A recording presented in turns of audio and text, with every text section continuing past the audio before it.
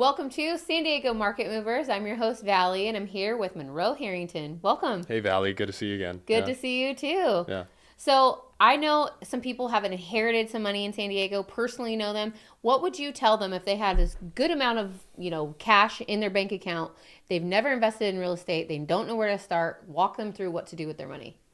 Yeah, no, good question. I mean, I think regardless of whether you have a lot of cash or you don't, there's ways to get involved in the real estate market. Obviously, if you have capital available to you, there's plenty of opportunities on how to multiply that. I think if you're looking specifically for an investment, I always like to advise people to look into multi-unit property investing, primarily because it cash flows a lot better than a single family property or a condo. And then also there's often a lot of good value add opportunities with those properties as well.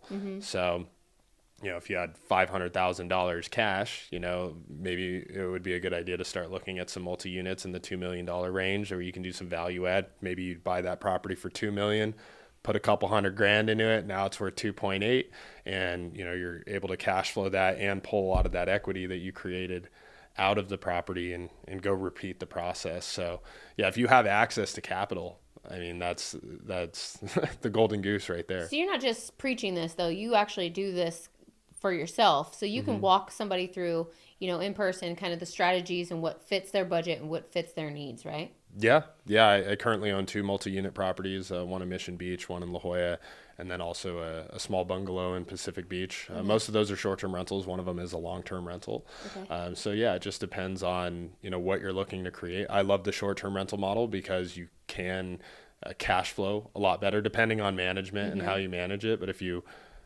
really, do what you're supposed to do and manage it the way it's supposed to, you can definitely get those properties to cash flow typically better than long-term rentals, but it depends on the area and it depends on the property.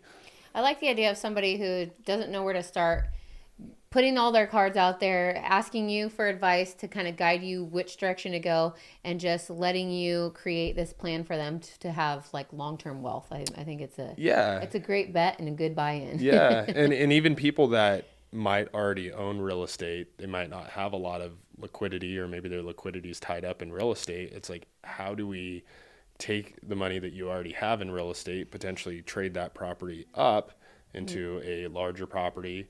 I'm working with a client right now who owns a property right in the, $1.5 million range. She's got about $1 million in equity. And we're, entertaining the discussion of, well, why don't we take that $1 million in equity?